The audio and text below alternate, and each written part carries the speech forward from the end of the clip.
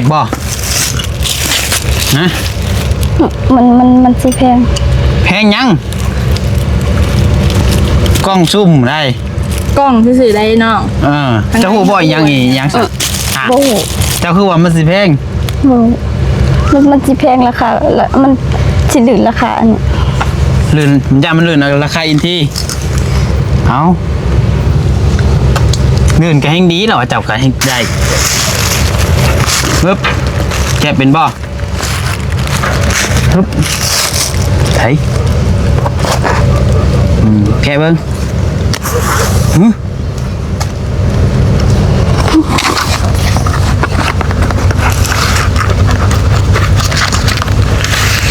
เฮ้ยโอ้โหเส้นให้เวลาหาวิ1 2 3แรกเนาะเป้าอีลีแรกอีลีบ่โอเคถ้าแรกอีลีเอามือมาเอ้าโอ้สั่นเอาซะเลยนี่แม่นเงินเจ้าเด้อเป็นเงินเจ้ามอบให้เจ้า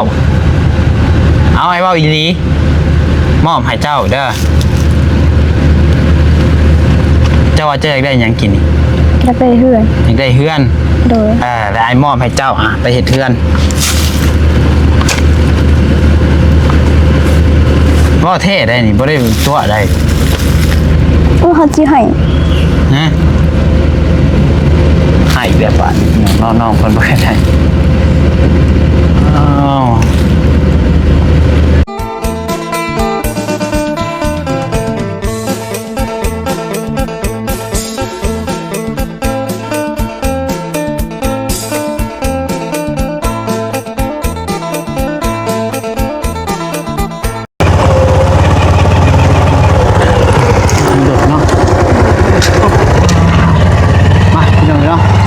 ดีว่าทางปัตไทยกำลังสิไปท่าหุบน้องจะบ้านน้องมีอย่างเรื่องนะพอดีว่าขี่รถผ่านมาเห็นน้องคนหนึ่งตัวนางขายก็ชี้ขายอย่างพี่น้องเนาะเด็กอยู่ผู้เดียวน้องนี่มือนี่เนาะใช่จอดลุมได้อยู่บ่เนาะญาติคนนั้นมาซุยเอาดาดใช่เอ้าน้องซ่าบ่นี่คือเรียกว่าผู้ใดขี่รถผ่านจิ้นรถเอ้าคือเรียกว่าน้องยังสะดอกนั่งขายเครื่องพี่น้องเนาะที่แท้ว่าน้องซ่าเป็นอะไรนี่คือว่าได้มาขายอยู่พี่บัดนี้ฮะมันหลายคนย้อนมันหลายคนโพดคือเด้อนี่เพียงนี่มันหลายคนโพดเลยปวดหมดครบกันมันหลายคนก็เลยว่าเนี่ยตัวเด้อมาขายอยู่พี่แย่งมาขายโดจะมาขายผู้เดียวจะบ่อนนี่โดยโอ้มันสิมีคนเห็นอยู่บ่อันนี้ฮะคือว่าบังแท้นี่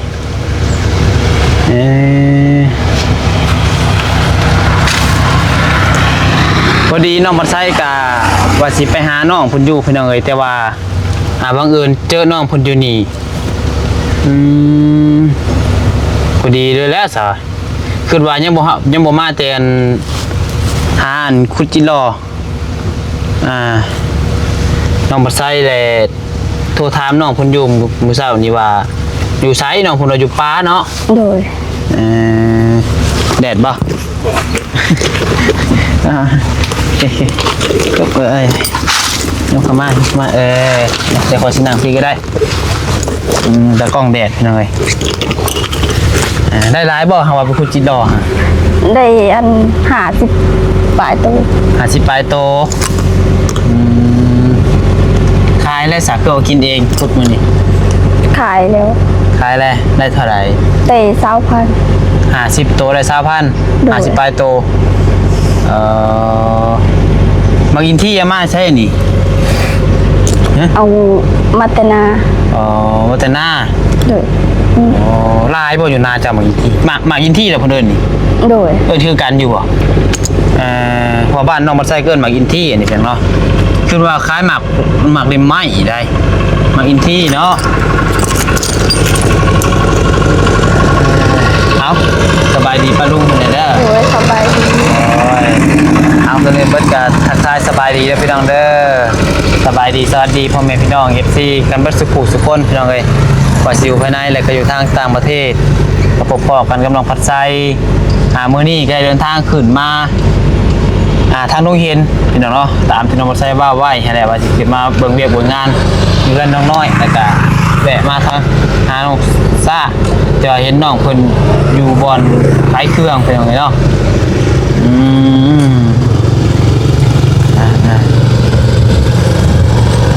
มาแต่จักโมงมันไปพุทธิดอก มาเตะอัน11 โมง มาแต่11 โมง โดย โอเค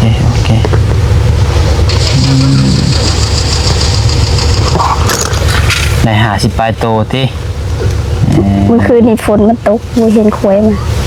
เอาฝนตกบ่อยู่นี่ โดย แห้งบ่ แห้งเติบ บ้านเฮาก็บ่ได้ตกเนาะ คือตกอยู่บ้านเฮาเงียบให้ ตกแต่มื้อเช้านี่ตกมันยิบมันย่อยสิ ไป ตกคือแล้วก็ไปเลยพี่น้องแจ้งอยู่บ่ได้ แจ้งอยู่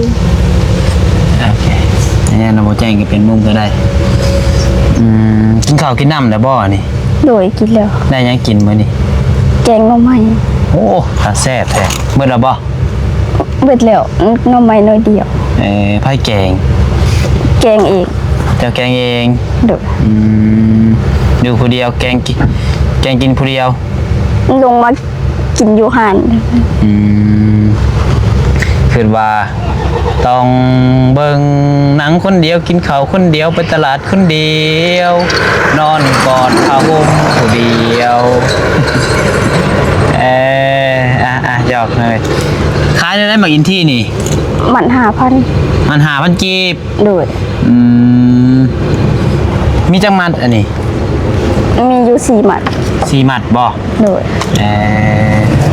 4 มัดนี่ฉันเป็นเงินเท่าไหร่ 20,000 ซิมได้บ่ซิมได้บ่ ได้ ซิมได้เด้อซะเด้อ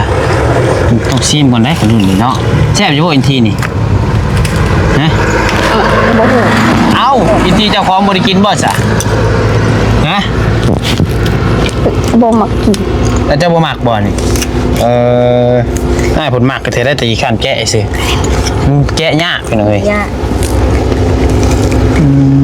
เดี๋ยวถือหน้าโน่เด้อ แกะให้กินเป็นบ่แกะเป็นบ่ เป็น แกะให้กินเด้อ คือได้ให้แห้ง แล้วมึงดูมันจะเป็นนะเจอคิดตัวซื้อบ่จักว่ายากได้พี่น้องเอ้ยไผแก้มากินที่ได้นี่เติบหนึ่งอยู่น้องหมดไส้กับแก้บ่ค่อยเป็นดอกพี่น้องเอ้ยส่วนลายไม่ติดตะกี้กับตอนยังน้อยพ่อกับแม่แล้วแกให้กิน แห้งบ่มี แกบ่เป็นซ้ำนี่ตัวซื่อนะ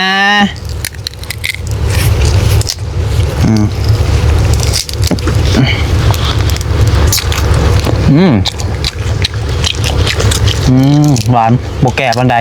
บริแซ่บมากแบบนี้แหละแก่ร้ายกับคมผาดแซ่บภาษาไทยเพิ่นเดินหมากยังวะผู้บ่ตรงกลาง บ่รู้ ภาษาลาวนี่หมากอินทีภาษาไทยนี่หมากอินทีว่าดู บ่เป็น ลองเบิ่งหมากอินทีเอ้าพอสิแล้วลองเบิ่งดูบาทหนึ่งอะหมากอินที มาอินที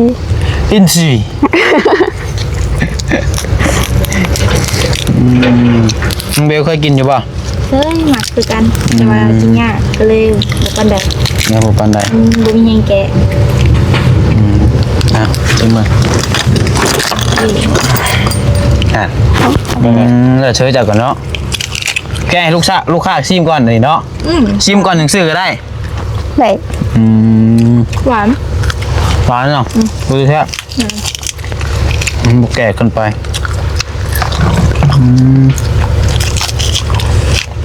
แต่มันเสียอย่างเดียวมันแกะยากเนี่ย เนี่ย กินเบิดเนาะค่ะ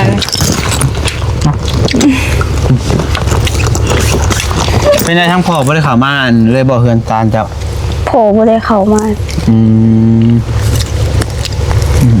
อันนาบาวเขาได้สะเพิ่นก็ยังอยู่นี่บ่ บ่เพิ่นอยู่เพิ่นเมีย เพิ่นอยู่แต่อยู่ในบ้านนี่บ่ โดย เพิ่นเฮ็ดเวียกหยังซะเดี๋ยวนี้นาบาวจังเพิ่นมีเวียกไปเฮ็ดบ่ บ่เพิ่นบ่ได้ไป ไกลบ่เฮือนเมียเพิ่น เพิ่นเมียเพิ่นอยู่พุ่นอยู่บ้านห้าง อยู่บ้านห้างมีฮอดบ้านห้างบ้านหิ้งอีกบัดนี้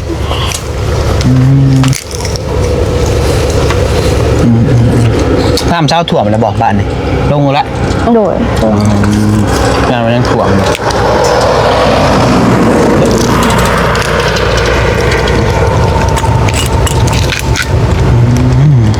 แซ่บๆหนึ่งขออนุญาต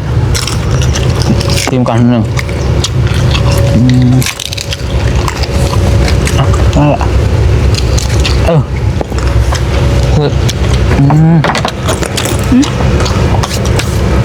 ลืมเงิน นี่หยัง เงินทดนี่ได้บ่มีเงินซ้ำบ่เฮ็ดอะไรแบบนี้เฮ้ย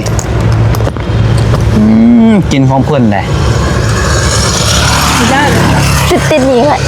ติหนีบ่ได้บ่ ได้ ว่าแค่นี้หากินหมากนึงท้องบ่ท้องเนาะท้องน้องเบลท้องหมากซื้อมาเงินนั่นเติมน้ำมันเบิดแหละพี่น้องกินมีเงินนั่นติดโตเงินสด100,000พี่น้องเลยเติมน้ำมัน100,000พอดีเบิดลืมไหนเด้ป่านอันเครื่องอันไหนเด้ คุยกันได้ แลกกับเครื่องได้บ่ที่แลกกับเครื่องได้บ่ไอมีเครื่องมาแลกเอาบ่เป็นกล่องซุ่มได้เลย ได้ เดือดทลายเอาซัมฮันเดอร์ โดย นี่กล่องซุ่มแลกดีบ่คันได้ยังเลยเอาอันนั้นได้ โดย กันลุกคือว่าได้กับบุเกี่ยวกันได้ตัวน่ะมันเปิดมาบ่มียังกับบ่ให้กันตี โดย เพราะว่ามี FC เพิ่นฝากกล่องซุ่มมาให้พี่น้องเอ้ยแต่เพิ่นฝากมาไว้ให้น้องปัดไส้นี่แหละแต่ว่าน้องปัดไส้เพิ่นบ่มีเงินบาทนี่จะเป็นเสี่ยวกล่องซุ่มจำไว้ก่อนมื้อเถื่อกะมาพอก่อนพี่น้องเอ้ยขึ้นเงินมาจ่ายแล้วก่อนซะนั่น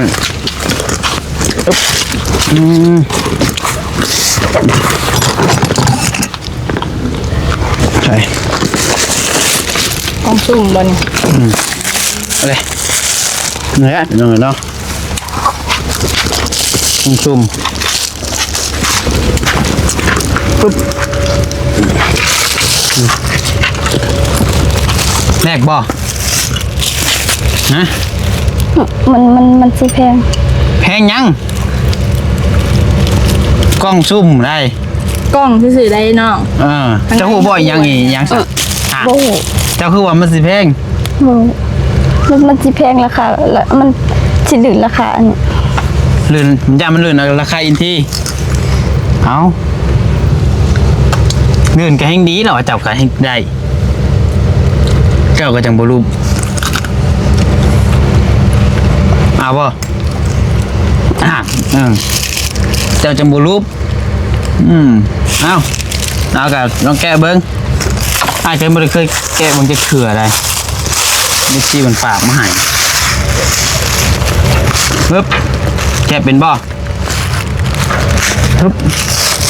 ไถแก้เบิ้ง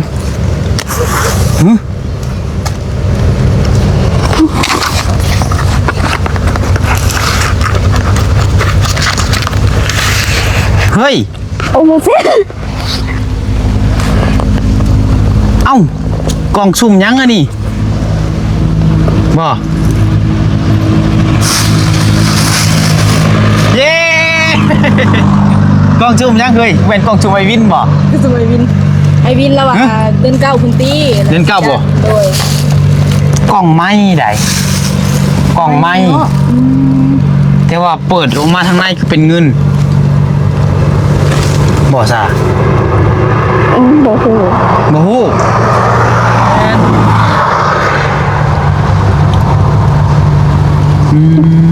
อ่านเป็นบ่อ่านเป็นบ่ อ่านบ่เป็น อ่านหนังสือก็บ่เป็นบัดนี้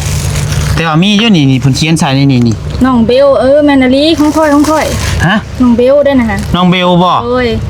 เอ้าเงินเจ้าบ่ซะนี่ โดย เอามายังซะนี่ก็มาใส่กล่องยัง ยังค่อยหลง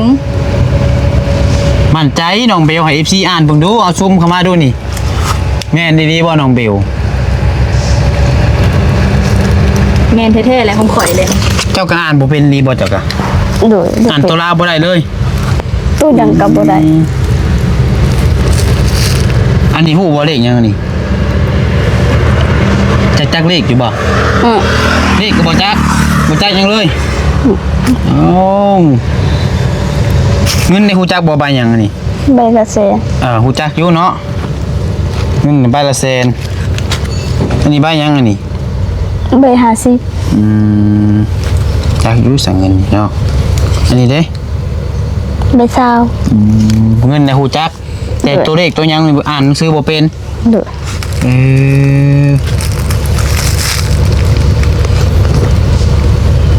สมมุติว่าลองนับเบิ่งนั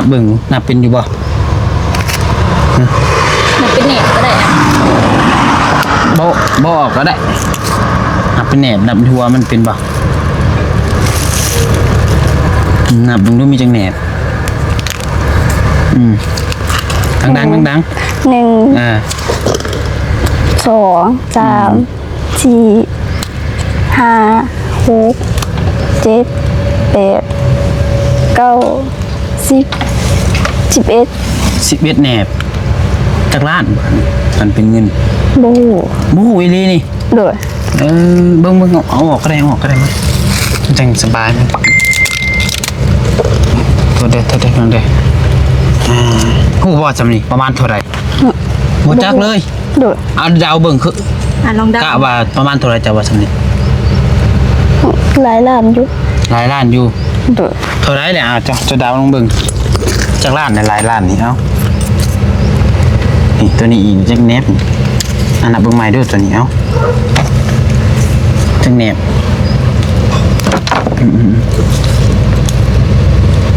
1 2 3 4 5 6 7 8 9 10 11 11แหนบตัวนี้นับเป็นบ่เพราะมันมีจักอะไรนี่นับเบิ่งดู 2 3 4 5 6 7 8 9 9ใบจักแสนบาทนี่ 9แสน 9แสนจักพัน9แสนเท่าไรปลายมัน 25 ฮะ 25,000 9แสน25,000 โดย ตัวนี้11แหนบแม่นบ่ โดย 11แหนบจักล้านบาทนี่ฮะ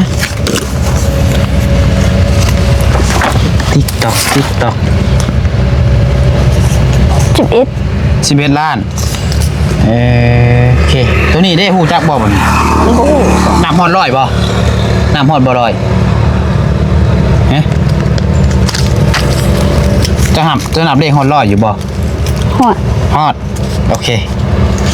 ลองนับเบิ่งดูตัวนี้มันมีจักใบเนาะ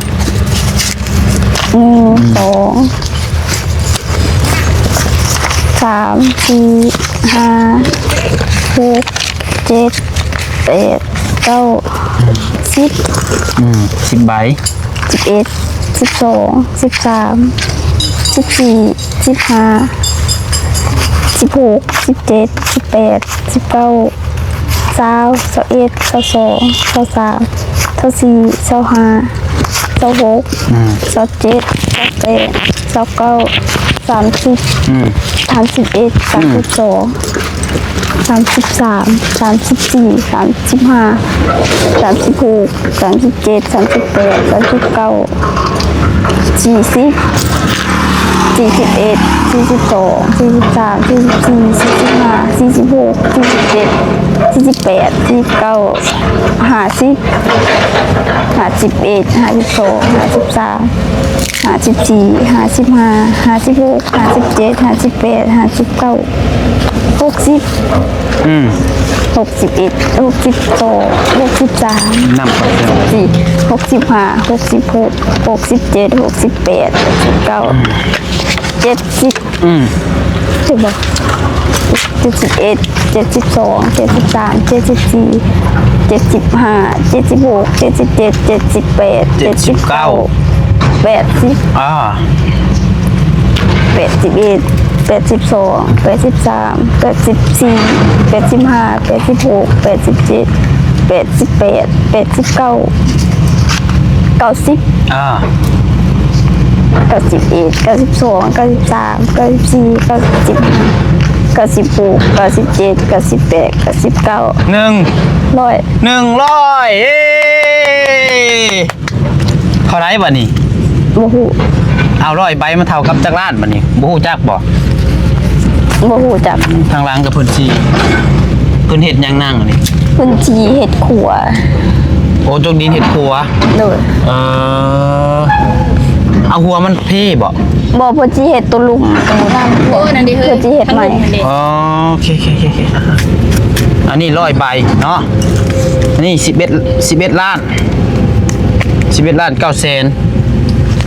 อัน100ใบนี่ก็ประมาณ10ล้านเด้อคะแนนว่าเป็นใบแสนน่ะ10ล้าน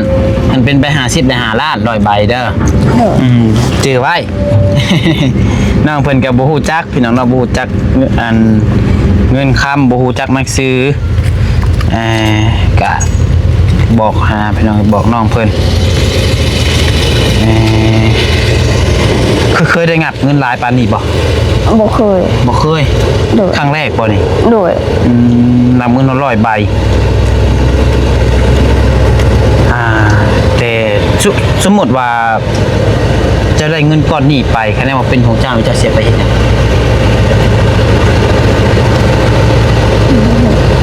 ฮะ ไป เจ้าเสียไปเฮ็ดหยัง เห็ดเถื่อน เอาไปเฮ็ดเฮือนอยากได้เฮือนแห้ง โดย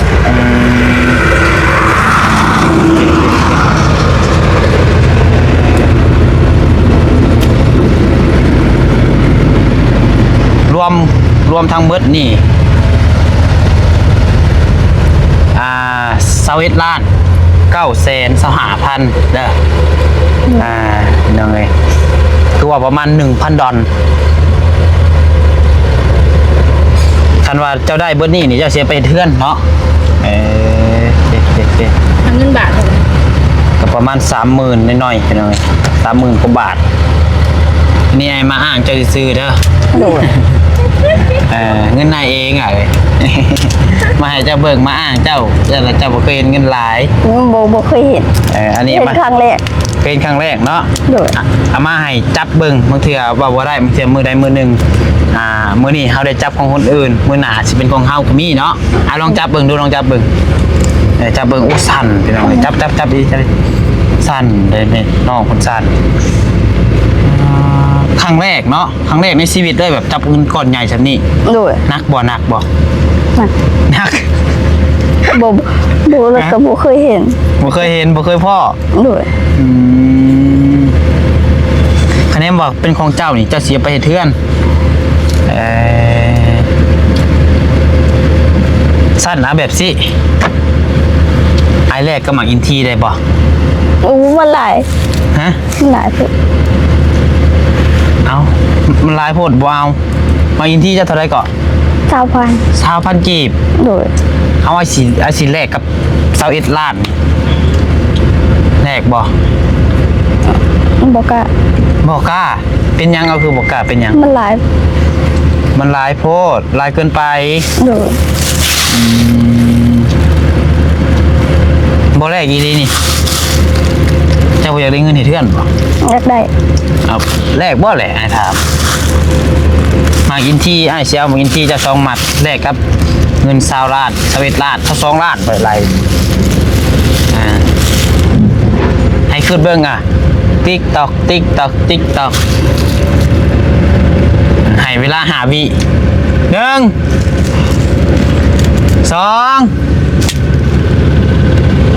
3 ได้ แรกเนาะ โดย เป้าอีลีแรกอีลีบ่โอเคถ้าแรกอีลีดำมือมาเอ้า โอ้สั่น ฮะ มือสั่น มือสั่นไอ้แรกบอกอินทีเนาะโอเคของง่ายตัวนี้เอาเมื่อเอาตัวนี้ แก้วไปกินเด้อ อินทีของคอยได้บาทนี่แลกกันได้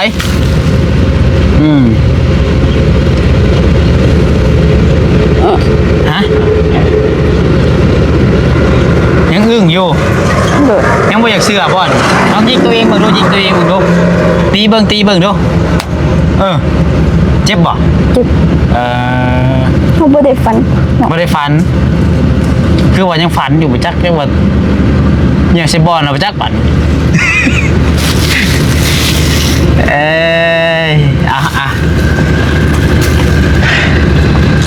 หายใจเข้าลึกๆหายใจเข้า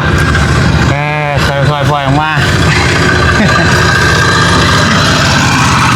เอาไปเลย นี่แม่นเงินเจ้าเด้อเป็นเงินเจ้ามอบให้เจ้า เอาให้เว้าอีหลีมอบให้เจ้าเด้อ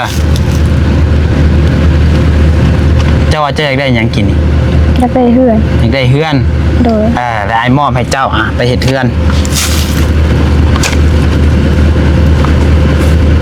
บ่เท่ได้นี่บ่ได้ตัวได้ โอ้เขาสิให้ ฮะให้แบบว่าน้องคนบ่เคยได้อ้าว ผมบ่เคยได้ บ่เคยได้ดีใจ โดย ตากรรมหน่อยดีพี่น้องเนาะ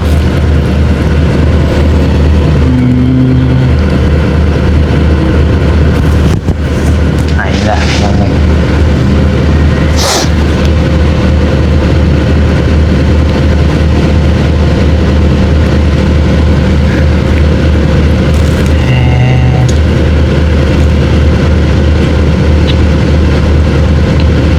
คันว่าขายจิตรอนี่จักปีจังสิได้จำมีคิดป่ะ บ่ฮู้ โมโหเลย โดย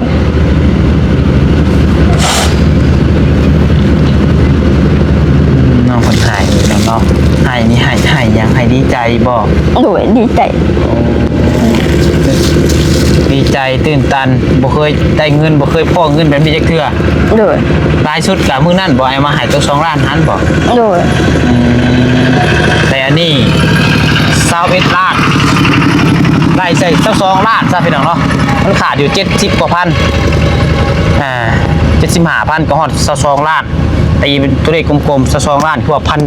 $1,000ประมาณนั้นพี่น้องเนาะโอ้ยบ่หาย